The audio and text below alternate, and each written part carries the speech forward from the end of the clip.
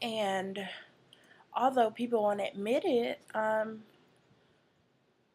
when you're over a certain size, you even choose your mates differently. I'm not saying that I'm being a doormat, this is that and the other.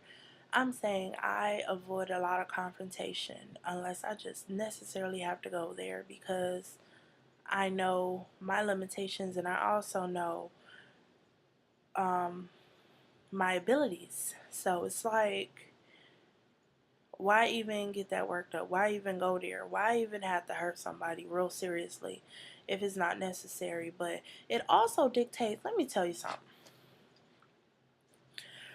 Wait, unless you have been my size, and I'm just gonna go out there and I'm gonna go on the limb and I'm gonna tell y'all how much I weigh: 545 pounds.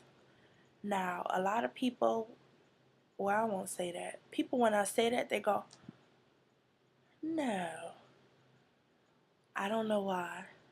But, because I'm shapely, but it's still there. And I haven't told a lot of people that, but at this point, I really don't care. But the thing is, until you get to a point where you're that size, you will never understand the struggles because, even choosing, like I said, the relationships that you're in, the friendships the friendships that you're in, um, you look for people that are mindful or have experience with people that are your size. It's very rarely that you'll find someone my size going with the person or in a relationship or even friends with a person that has never had a big friend or fat friend or that isn't a FA, um, or all the lingo. But is that really what you want? Do you want to limit, well, I'll say do I want to limit myself to be with someone just because I know they'll accept my size and they'll accept all the baggage that goes with being this size? Okay, that's just me. But I'm freeing myself, y'all. And the thing is, let me tell you what happened. Easter, I the weekend of Easter, I broke up with, well, my boyfriend and I broke up. Love him, love him, love him, love him so much. But the point of the matter is, it's not working. And so, at this point, we still live together. Now, part of the problem was that we have conflicting views. He feels like it's okay to live together, and not be married as long as it's not hurting anyone. I was raised that you don't shack up. Um, I joke around and say, if you like it, you should put a ring on it, da da da da da. But the reality is, I I don't want to shack up. I want to be married. I think I'm being a bad example to the young women in my life and people that see me. You know, I'm not that girl. And the truth is, he's not ready to get married. And I respect that. And he has to respect also my convictions, my belief in God. I don't believe in premarital sex and all that stuff, even though I have been performing that. It did not sit well with my soul. I wasn't raised like that. I'm not that type of person. I know better. So when you know better, you do better. And I'm going to do better.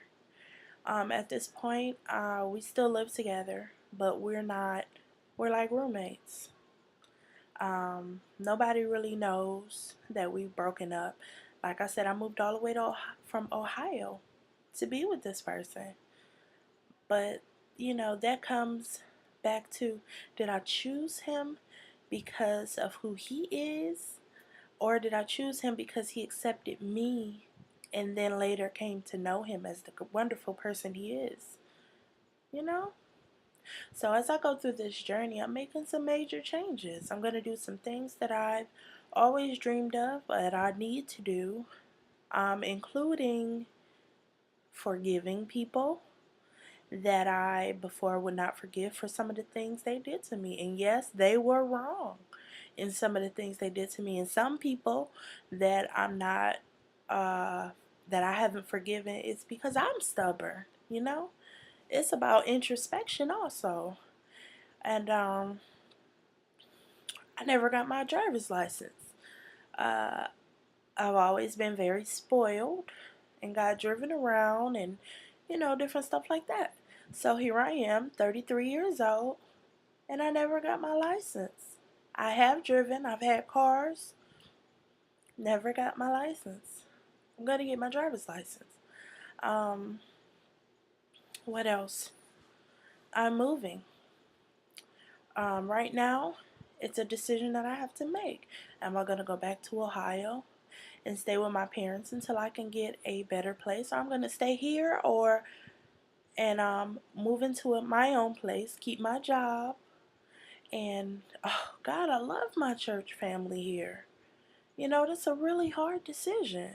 Okay, yeah, I've only been in Texas a couple of years, but I love my church.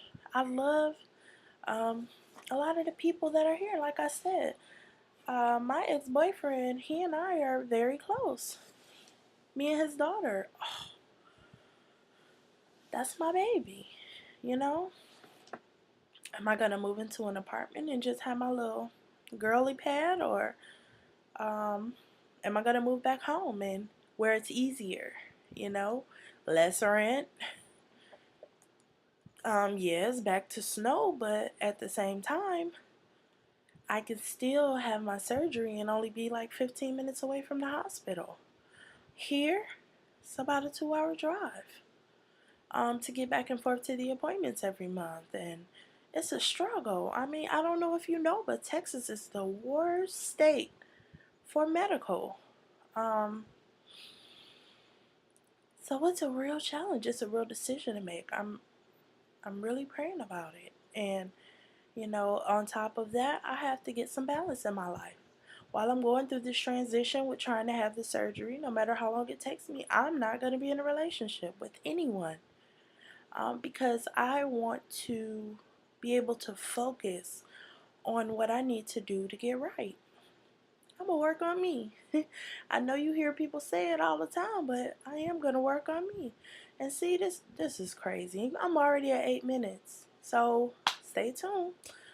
It's going to be another part. I'm sorry, y'all.